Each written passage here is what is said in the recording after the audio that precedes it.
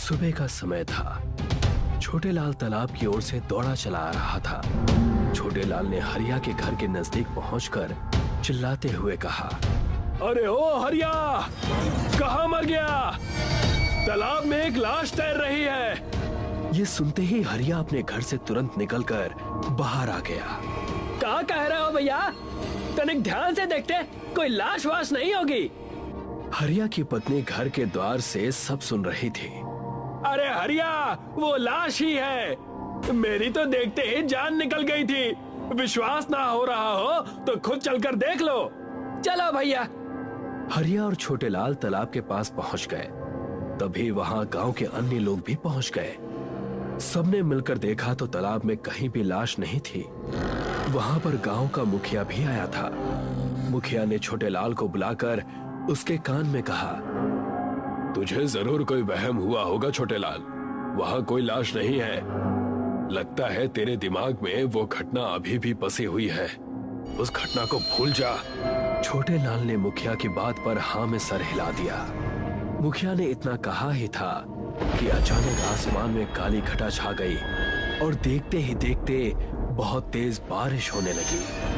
अरे छोटे लाल सही कह रहा था, वो देखो तालाब के किनारे पेड़ के पास एक औरत की लाश पड़ी हुई है। जैसे ही उस व्यक्ति की बात मुखिया ने सुनी, मुखिया ने चिल्लाकर कहा, कहाँ है लाश? अरे वो देखो, पानी के बहाव में पेड़ पर आकर अटक गई है। जैसे ही मुखिया की नजर तालाब के किनारे पेड़ पर पड़ी तो उसने देखा वहां पर एक औरत की लाश पड़ी हुई थी। मगर अचानक उस लाश का चेहरा बदल गया।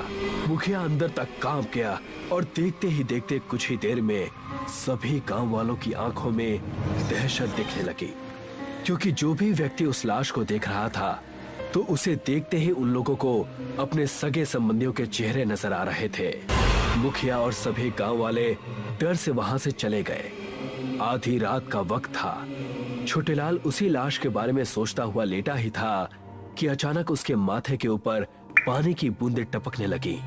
अचानक उसके नथुनों में किसी सड़ी हुई लाश की गंध टकराई। जैसे ही उसकी नजर छत पर गई, उसने देखा कमरे की छत पर एक औरत छिपकली की तरह चिपकी हुई थी। छोटे लाल की चीख सन्नाटे को चीर गई। दूसरे ही दिन छोटे लाल की लाश तालाब में तैरती हुई मिली। सब गांव वाले छोटे लाल की लाश को दहशत से देख रहे थे। छोटे लाल की पत्नी गुंजा रो रो कर कह रही थी, हाय रे, मैं विधवा हो गई। अब मेरे बच्चों का क्या होगा? कल ही तो अपने बच्चों को लेकर इनसे पूछकर मैं मायके गई थी।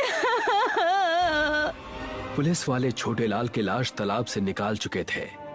थानेदार ने गांव के मुखिया को बुलाकर कहा, मुझे खबर लगी, कल छोटे लाल ने इसी तालाब में एक लाश देखी थी। जी साहब, हम सब ने देखी थी। तो तुमने पुलिस को खबर क्यों नहीं दी? तुम तो इस गांव के मुखिया हो। क्योंकि वो लाश बड़ी अजीब थी थानेदार साहब। जो भी उस लाश को देख रहा था उसे उसमें अपने सगे संबंधी नजर आ रहे थे। बकवास मत करो।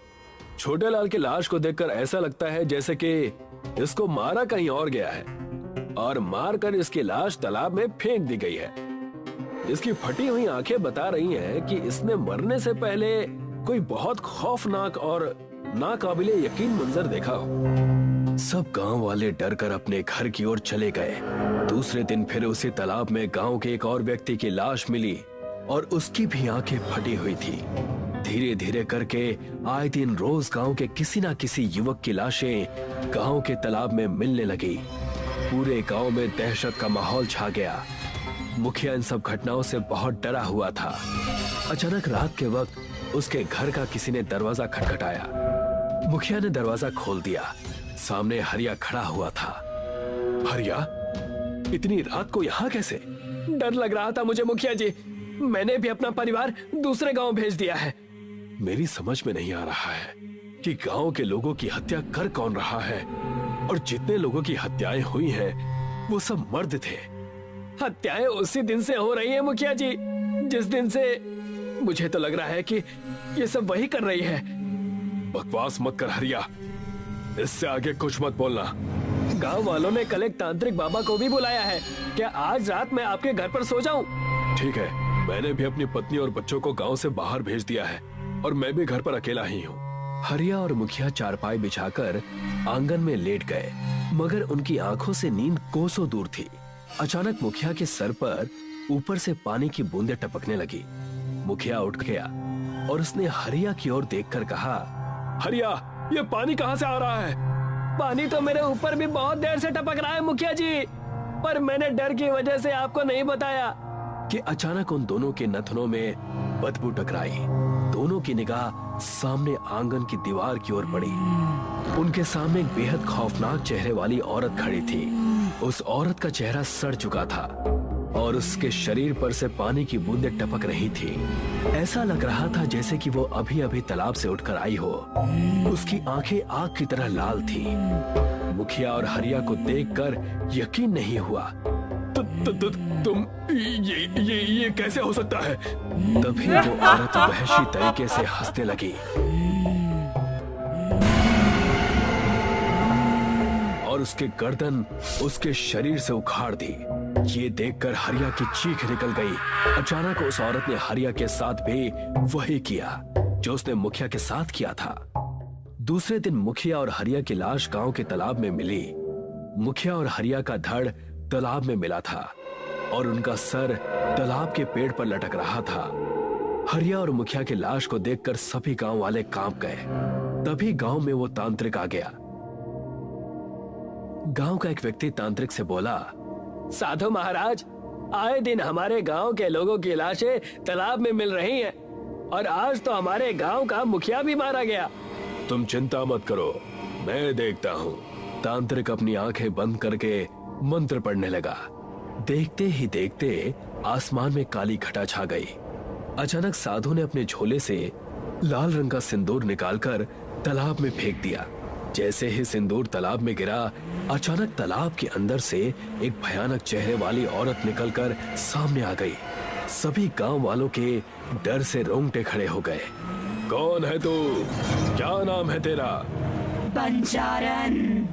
क्यों मार रही है तू इन गांव वालों को? चला जा यहाँ से। मैं तुझे क्यों बताऊं? सीधी तरह से बता, इन लोगों ने तेरा क्या बिगाड़ा था? मैं एक बंजारन थी और इसी गांव में रहती थी। इस गांव के मुखिया ने मुझे ऊंचे ऊंचे सपने दिखाकर मेरे साथ शारीरिक संबंध बनाए और जब मैंने उससे शादी की जिद की तो उस मक्कार ने अपने साथी हरिया और छोटे लाल की मदद से मुझे इसी तालाब में फेंक दिया। तेरा बदला पूरा हो गया, अब चले जा यहाँ से। नहीं जाऊंगी जब तक मैं सारे गांव के मर्दों को मारकर इस तालाब में नहीं फेंक दूंगी। मुझे मर्द जात से नफरत है। तांत्रिक की आंखों में क्रोध झलकने लगा। उसने अपनी झोली से एक मटकी निकाली और मंत्र पढ़कर जैसे ही उस मटकी की ओर फूंके, अचानक बंजारन की आत्मा बुरी तरह चीखने लगी और धुआं बन के मटकी के अंदर चली गई।